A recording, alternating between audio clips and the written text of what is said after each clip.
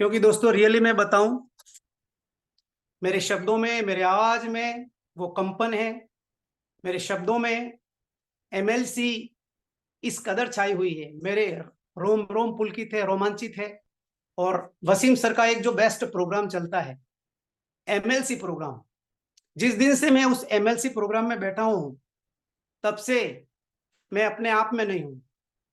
मेरे पैरों की थिरकन अलग हो गई है, मेरे शब्द अलग बयां करने लग गए हैं, मेरी चाल बदल गई है, मेरे सोचने का ढंग बदल गया है, मेरे जज्बात बदल गए हैं, मेरे कार्य करने की क्षमताएं बदल गई हैं। और मैं वो करने जा रहा हूं जो आज दिन तक मैंने कभी सोचा नहीं होगा। इस तरह की मेरे अंदर से एक फीलिंग्स आ रही है, एक भावना आ रही है। एमएलसी ने न जाने मुझे अंदर से झकझोर दिया है। और मैं दुर्भाग्यशाली था कि मैं इतने दिन 103 बैच हो गए, लेकिन मैं गोल्ड प्रोड्यूसर का लीडर होते हुए भी उस एमएलसी के प्रोग्राम में बैठ नहीं पाया था। 102 प्रोग्राम चले गए थे, लेकिन 103वां जब प्रोग्राम आया और एमएलसी में मैं बैठा, तो मेरा रोम रोम पुलकित हो गया, मैं रोमांचित हो गया। और मुझे लगता है कि मेरे अंदर, हमारे सभी के अंदर जो कुंडलिनी शक्ति है, वो जब जागृत होती है तो वो करवा देती है जो हमने कभी सोचा नहीं हो। तो मेरे अंदर उस कुंडलिनी शक्ति में को झकझोर के रख दिया है, जो कि सुषुप्तावस्था बैठी बैठी हुई है हमारे मूलाधार केंद्र के अंदर। उसके अंदर थपकियां लग रही है, वो जागृतावस्था में आ गई है, ऐसा मुझे भान होने लग गया है। तो दोस्तों, आज मैं 4 टॉपिक के ऊपर बात करूंगा। कि सबसे पहला 8वां टॉपिक है आत्म प्रबंधन की श्रृंखला। इसके बाद में मैं बात करूंगा 9वां टॉपिक है आत्मचर्चा के 5 स्तर। इसके बाद में 10वां है सकारात्मक सोच के साथ समस्या। और फिर है अध्याय 11वां प्रेरणा का मिथक। तो दोस्तों, सबसे पहले मैं बात करने जा रहा हूं आत्म प्रबंधन की श्रृंखला। आत्म प्रबंधन की श्रृंखला में अगर हम सोचें समझें तो हमें यह पता लगेगा कि आज जो कुछ हम हैं, वो इसके हमने जो पूर्व में हमारे दिमाग में जो चीजें सोची थी, इसीलिए आज हम वो हैं। आने वाले समय में हम क्या होने जा रहे हैं? आने वाले समय में हम वो होने जा रहे हैं जो अभी हम सोचेंगे। वर्तमान में जो हम सोच रहे हैं, हमारे दिमाग में, मन मस्तिष्क में जो चीज घर कर जाएगी, जो प्रबल विचार में कन्वर्ट हो जाएगी, वो आने वाले वक्त में हमारे जीवन में प्रकटीकरण हो जाएगा। और आज जिस भी अवस्था में है, उसके जिम्मेदार हम हैं। हमारा भाग्य कोई दूसरा नहीं बना सकता, हमारा भाग्य हम स्वयं क्रिएट करते हैं। तो ऐसा क्या है कि कुछ लोग सफल हो जाते हैं और कुछ लोग असफल हो जाते हैं। सफलता और असफलता हमारे अंदर ही है। तो यहाँ पे 5 स्तर दिए हैं, अगर उन 5 स्तर को हमने सुधार दिया तो हम आगे बढ़ सकते हैं जीवन में और बहुत बड़ी सफलताएं अर्जित कर सकते हैं। सफलता और असफलता इन 5 कदमों के ऊपर डिपेंड करती है, जिन 5 कदमों को मैं आपको बताने जा रहा हूं। सबसे पहले हमारे मन प्रोग्रामिंग। सबसे पहला टॉपिक है प्रोग्रामिंग। अगर हमारी प्रोग्रामिंग अच्छी है, हम क्या सोचते हैं, हम क्या विचार करते हैं, हमने क्या सोचा है। एमएलसी में हम बैठे, हमारे अपलाइन हमें बता रहे हैं कि आप मेंटरशिप प्रोग्राम में रहिए। अगर हमने हमारे मेंटरशिप प्रोग्राम को हमारे अंतर्मन में उतार दिया, एक एक बात को फॉलो करा। 2 चप्पू के बारे में सर ने बात करी थी, इनर ग्रोथ, आउटर ग्रोथ। अगर उस और फिर इसके बाद में वॉल्यूम क्रिएट करना सेकंड में आता है। इनर ग्रोथ और आउटर ग्रोथ, इन दोनों में अगर हम बने रहे, मेंटरशिप प्रोग्राम में अगर हम बने रहे, हमारे प्रोग्राम को हमने A70 में डायमंड जाना इस तरह फिक्स कर दिया और उसको एक छोटे छोटे कदमों में कन्वर्ट कर दिया कि मैं ये चाहता हूं और मैं ये करके ही रहूंगा। हमारे प्रोग्रामिंग को अगर हमने चेंज कर दिया, हमारे मन मस्तिष्क में उस विचार को बैठा दिया, पुराने विचारों की जगह एक नई विचारों को शिफ्ट कर दिया, अगर अच्छी प्रोग्रामिंग कर दी, तो सफलता का पहला पायदान हमने क्लियर कर दिया। इसके बाद में सेकंड आता है विश्वास। अगर हमने प्रोग्रामिंग बना ली उसमें, इसके बाद में विश्वास का पुट देना पड़ेगा। अगर हमने उसमें विश्वास का अमली जमा पहना दिया, हमें पूर्ण विश्वास है कि नहीं, मैंने जो सोचा है वो मैं करके दम लूंगा, तो फिर 100% वो हम करने में सफल हो जाएंगे। अगर विश्वास में एक लेश मात्र भी कमी आ रही है तो वो चीज हम नहीं कर पाएंगे। जैसे गुब्बारा आकाश में उड़ रहा है, उसके अंदर हवा भरी है, उस वजह से वो आकाश में उड़ रहा है। तो हमारे अंदर एक जोश जुनून अगर हम भरेंगे, वो सपना भरेंगे, वो डायमंड शेप का बीज जो अभी डाला है उसको संजो के रखेंगे, और उसमें अगर विश्वास में कमी आ गई तो फिर वो चीज नहीं हो पाएगी।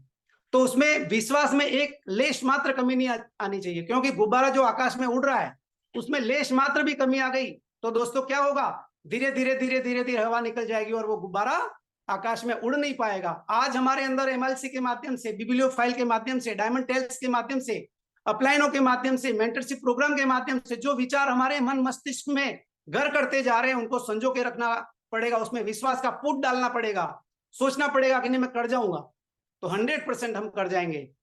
A70 में डायमंड पक्का कर जाएंगे हम। ये बात हमें विश्वास के तौर पे हमारे अंदर मन मस्तिष्क में बैठा लेनी है। तीसरी स्थिति आएगी दृष्टिकोण, उसका हमारा सोचने के प्रति हमारा नजरिया क्या है। अगर हमारा नजरिया सही है तो बात बन जाएगी। इसके बाद में चीज आती है भावना, उनको भावनाओं में कन्वर्ट करना पड़ेगा, रोमांचित हो जाना पड़ेगा, वो फीलिंग्स लेनी पड़ेगी, वो चित्र हमारे मन मस्तिष्क में बैठाने पड़ेंगे कि यार हम डायमंड जाएंगे तो कैसा मंजर होगा, मेरे परिवार में कितनी खुशहाली आएगी, मेरी जो टीम है आज लालायित है 3% जाने के लिए, 6% जाने के लिए, 9% जाने के लिए, BFI करने के लिए, सिल्वर जाने के लिए, लाखों हजारों घरों में अगर मैं डायमंड चला गया तो कितनी इनकम जाएगी, मैं तो सफल होऊंगा, मेरे माध्यम से कितने लोग सफल होंगे, उस मंजर मेरा क्या कारवा बनेगा उस समय, उस चीज को सोच करके रोमांचित हो जाना। जब हम रोमांचित हो जाएंगे हमारा शरीर का रोम रोम पुलकित हो जाएगा। उस चित्र को जब हम देखेंगे आंखें बंद करके हमारे आंखों में आंसू आ जाएंगे कि हम जब स्टेज पे जाएंगे तो क्या स्थिति रहेगी, मेरे मम्मी पापा क्या सोचेंगे, मेरे भाई बहन क्या सोचेंगे, मेरी टीम क्या सोचेगी, मेरा अपलाइन गदगद हो जाएगा, मुझे गले लगा लेगा, बाहों में उठा लेगा, बाहों में भर लेगा और पैसे की खटखट हमेशा के लिए खत्म हो जाएगी। हजारों लोगों का हम माध्यम बनेंगे, हम ऐसे मार्गदर्शक बन जाएंगे और बहुत बड़ा अंतर आ जाएगा। इस फीलिंग्स को लेना है, इस नजरिए को दृढ़ बनाना है। इसके बाद में भावनाओं में हमने इसको जब कन्वर्ट कर लिया, इसके बाद में कार्य में परिणित करना है। इस चीज को जो हम सारी चीजें करते हुए आ रहे हैं इसको कार्य में परिणित करना है।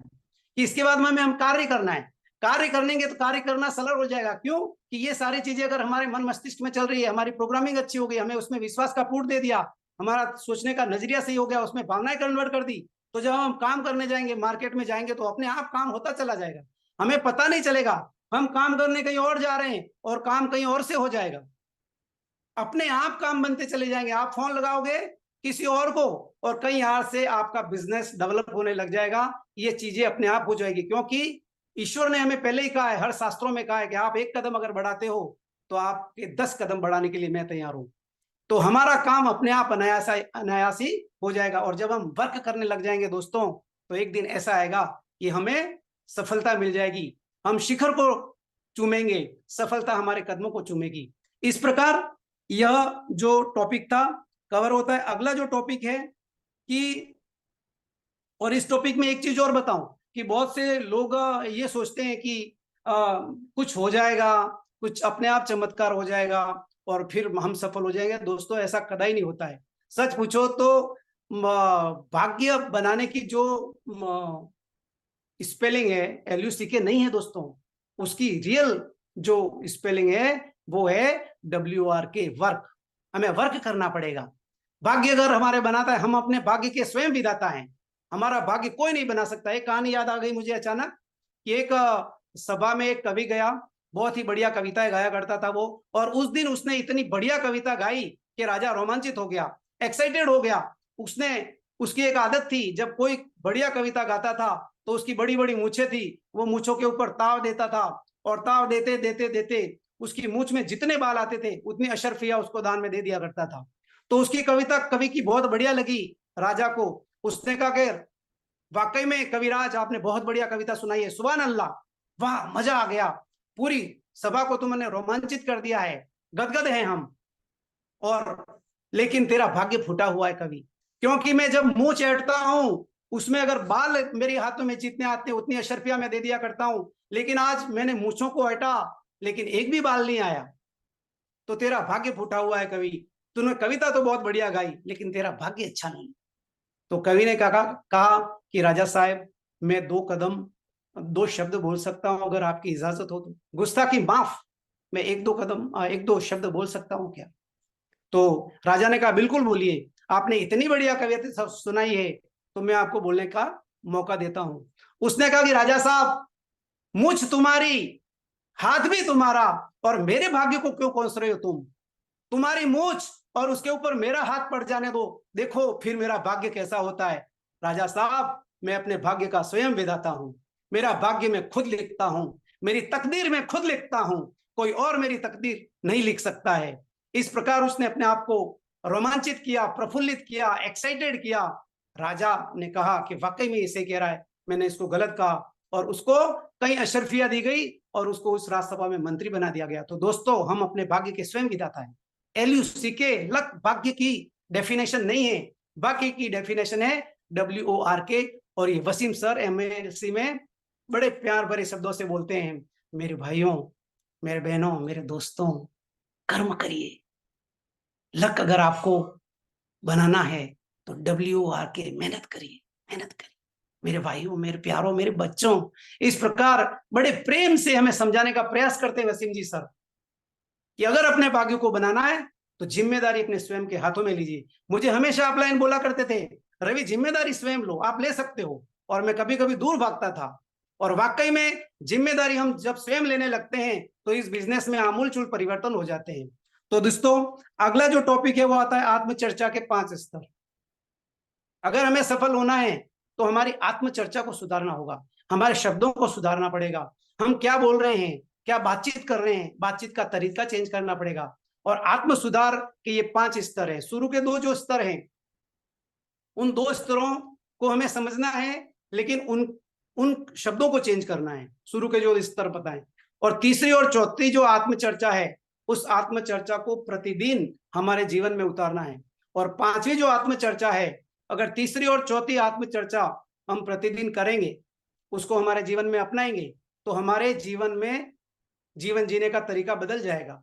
और 5वीं जो आत्मचर्चा है, अपने आप उस आत्मचर्चा को हम करने में सक्षम हो जाएंगे, क्योंकि पांचवी जो आत्मचर्चा है वो एमरल्ड, डायमंड एंड बियोम जब हम बनते हैं तो अपने आप हो जाया करती है। वसीम सर कहते हैं, जसवंत सर कहते हैं, छठी इंद्री जब जागृत होती है तो 5वीं आत्मचर्चा पे आप अपने आप आ जाते हो, उसमें व्यक्ति एकाकार हो जाता है। तो पहली आत्मचर्चा के बारे में मैं बात करूंगा। उसमें आत्मचर्चा में ये बताया गया है कि पहली जो आत्म चर्चा है वो नकारात्मक स्वीकृति के स्तर को दोहराती है। इसमें हमारे मन में जो आवाज आती है वो ये आती है कि मैं ये काम, अमुक काम मैं नहीं कर सकता हूँ, ये या मेरे से नहीं होगा, बिल्कुल नहीं कर सकता हूँ मैं, नहीं भाई वो कर सकता है, मैं नहीं कर सकता हूँ, वो एमवे बिजनेस कर सकता है, इतना भागादौड़ी अपने से नहीं होती। अरे भाई साहब, इसमें भागादौड़ी नहीं है, हवा का धंधा है, लेकिन उसने स्वयं ने उसको टफ बना दिया है। उसके अंदर प्रोग्रामिंग नकारात्मक एटीट्यूड की ऐसी है कि वो पहले से ही डरता है, दूध का जला छाछ को फूक फूक के पीता है, कहीं गिरा होगा पहले, इसीलिए हल्का सा बिजनेस देख लिया, उसको पहले से ही देख के डर रहा है। तो ये नकारात्मक स्वीकृति हमारे अंदर भी चलती है, तो इसकी जगह हमें अच्छे नकारात्मक को पॉजिटिव एटीट्यूड में कन्वर्ट करना है, और मैं कर सकता हूं इस भावना पे आने का प्रयास करना है। इसको भी समझना बहुत जरूरी है कि हमारे अंदर कैसी कैसी भावनाएं पनपती हैं, उसकी जगह हमें अच्छे विचारों को सेट करना है, इसीलिए इसको समझना की भी जरूरत है। दूसरी जो आत्मचर्चा का स्तर है, इसमें थोड़ा सा उसके ऊपर का स्तर है। इसमें यह बताया गया है कि मैं कर तो लेता, लेकिन क्या है ना, ऑफिस टाइम पे चला जाता मैं, लेकिन मेरे मम्मी क्या थोड़ी बीमार रहती है तो उसकी सेवा करनी पड़ती है। माता पिता की सेवा बहुत जरूरी है, माता पिता की सेवा नहीं करेंगे तो भाई कैसे आगे बढ़ेंगे। इसका पुट देता है, वो अपने आप को मना लेता है, लेकिन वो ये नहीं सोचता है कि मैं समय पे ऑफिस समय पे नहीं जा रहा हूं, मैं कर लेता, काश मैं ये कर लेता, बट मेरे साथ में ये समस्या है, ये दूसरे स्तर की समस्या है, इसको भी समझना होगा। और यहाँ पे हमें अपने विचारों को चेंज करना होगा कि नहीं, मैं ऑफिस समय पे जाता हूं क्योंकि मैं एक अच्छा इंसान हूं।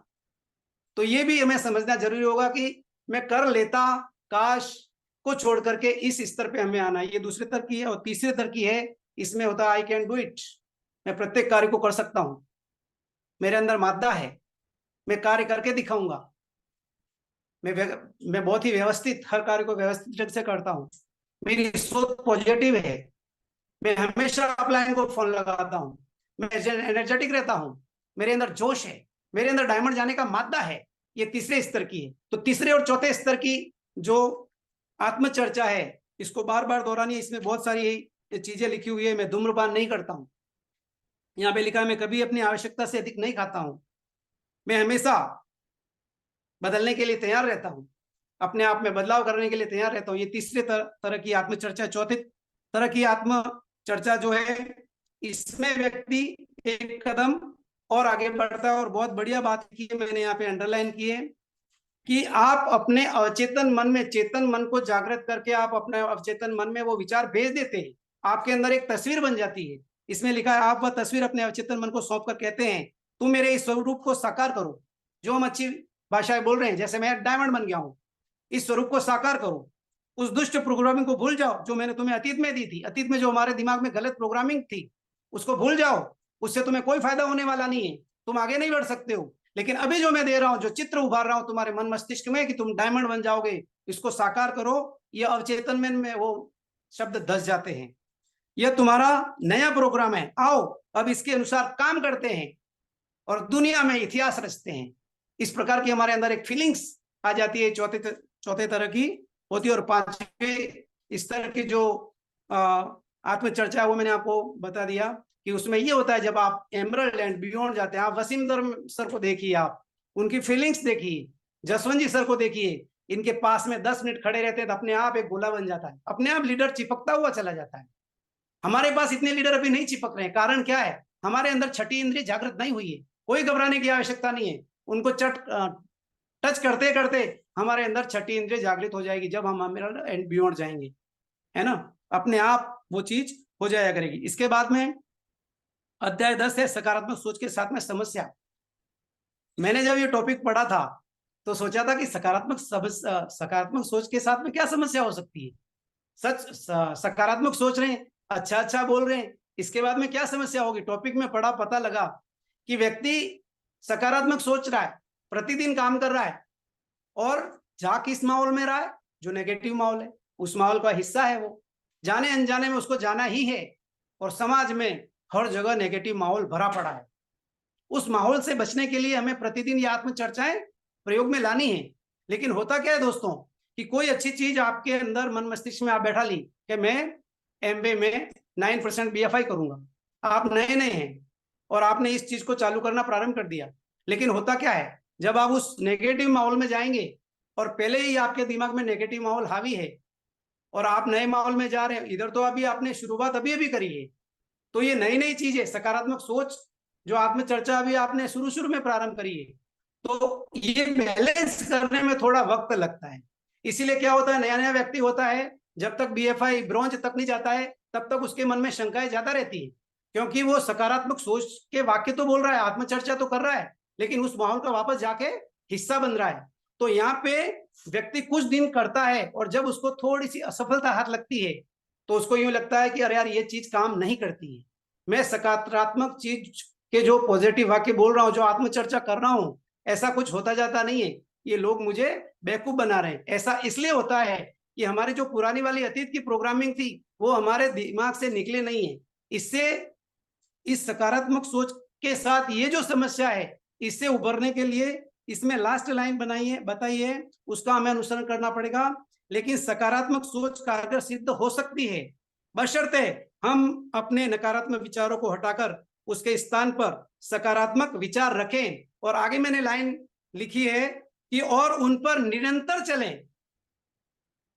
पुरानी प्रोग्रामिंग को चेंज करके नई प्रोग्रामिंग डालें, सकारात्मक सोचों को, आत्मचर्चा को डालें और उसके ऊपर बिना रुके अनवरत चलते रहें, लगातार चलते रहें। अगर लगातार चलते रहते हैं, मेंटरशिप प्रोग्राम में अगर बने रहते हैं, तो डेफिनेट है एक दिन आपकी सकारात्मक सोच पावरफुल बन जाएगी, नेगेटिव सोच का परसेंटेज कम हो जाएगा और आपको सफलता मिलने लग जाएगी। और दोस्तों, लास्ट जो टॉपिक है वो है प्रेरणा का मिथक।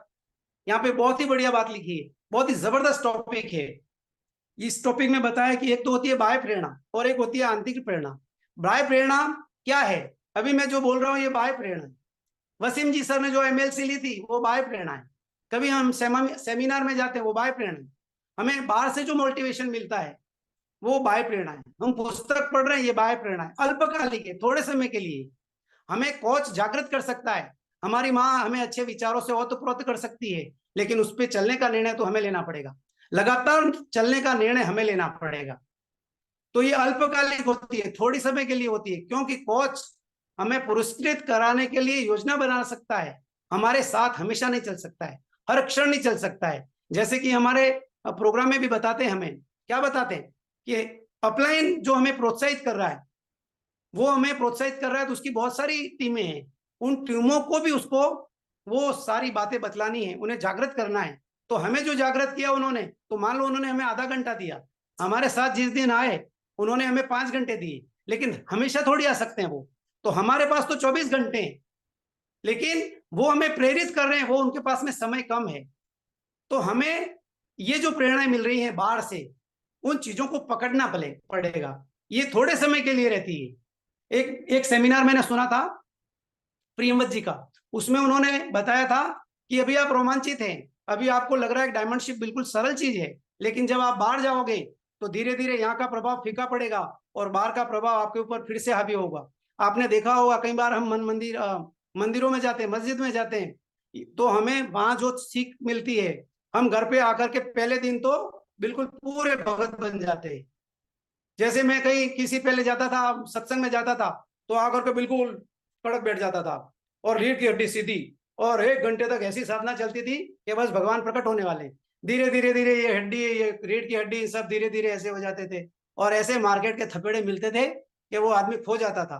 फिर लास्ट में अगरबत्ती करना भी मुश्किल हो जाता है। 1 घंटे की साधना तो कहीं गई। क्या हुआ कि कुछ समय के लिए तो वो प्रेरित हुआ उस संत से, उस माहौल से, लेकिन बाहर के माहौल में जब वो आया तो धीरे धीरे पुराना माहौल वापस चढ़ गया उसके ऊपर।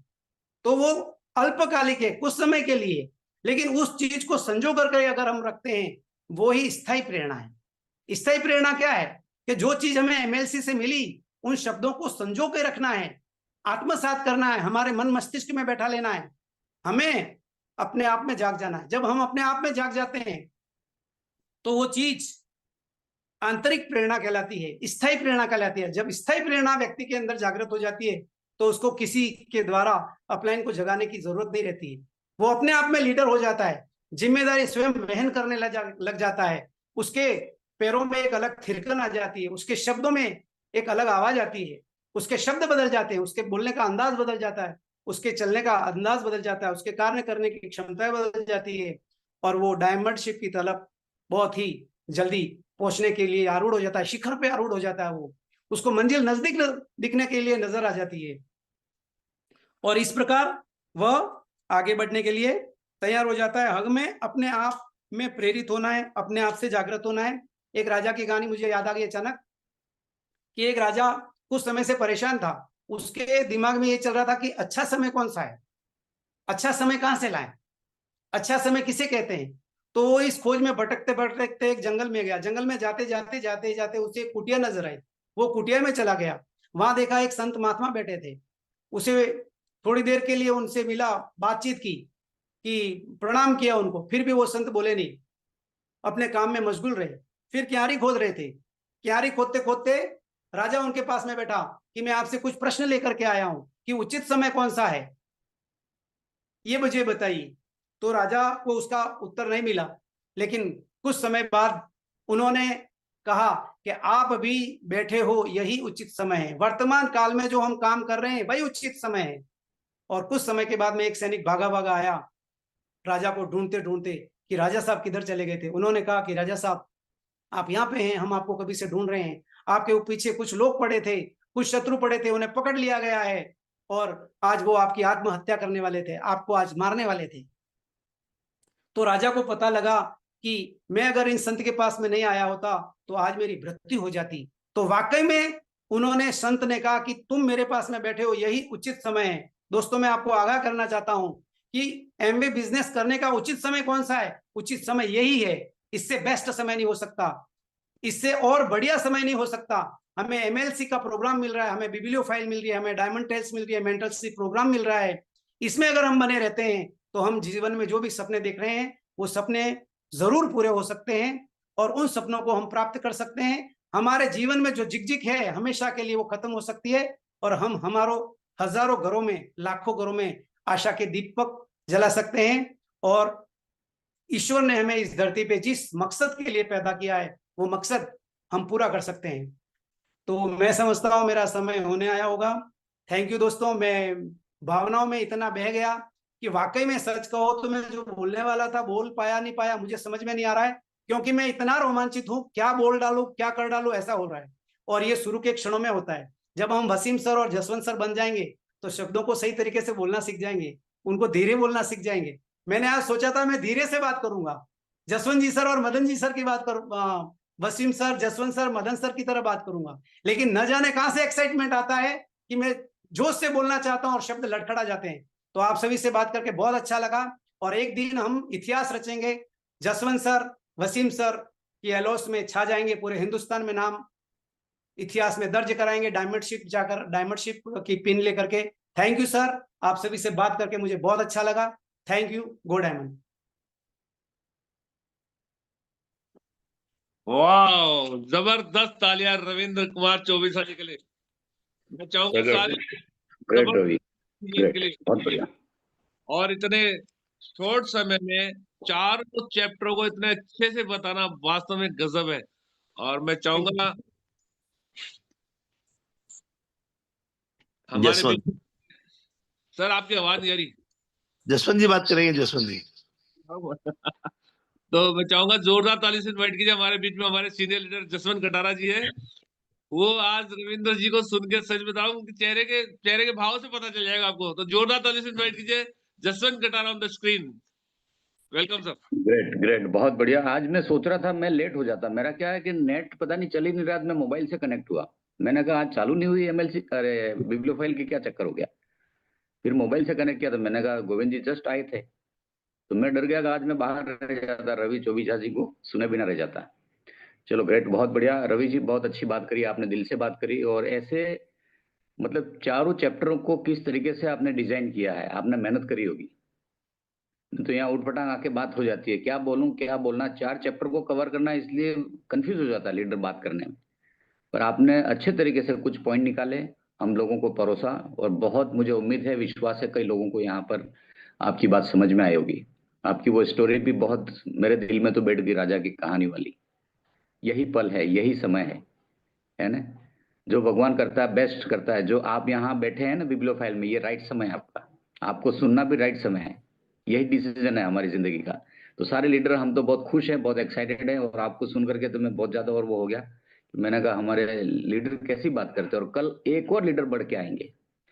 दोस्तों मुझे तो लगता है कि ये बिब्लियोफाइल का सबसे बेस्ट पार्ट है। सारा कंक्लूड निचोड़ आपको क्या मिल जाता है, किताब जितना मैंने पढ़ी पर उसमें कुछ बातें मेरी जिंदगी में और जुड़ गई। तो सबको बहुत बहुत thank you Ravi sir, thank you Govind ji. चलिए, हमारे बीच में हमारे मेंटोर भी हैं, तो चाहेंगे 2 मिनट उनसे भी सुन ले कुछ। Good morning. Morning sir. आज तो रवि जी ने एक्साइटेड कर दिया सबको, रोमांचित कर दिया सबको, है ना, प्रफुल्लित कर दिया। आप शब्द कहाँ से लाते हो भाई, उठा उठा के। जबरदस्त वर्ड्स थे आपके सारे, बहुत ढंग से आपने पिरोया उनको। और सबसे अच्छी बात ये कि आपने गागर में सागर भर दिया। बहुत कम समय में 4 चैप्टर, मैं खुद सोच रहा था कैसे होंगे ये 4 चैप्टर, बहुत मुश्किल है, क्योंकि आपने पहले चैप्टर में आपने पूरे 12-13 मिनट लिए थे, तो मुझे लगा समय कम दिया हमने आपको, लेकिन फिर भी आपने बहुत ढंग से इसको कवर किया।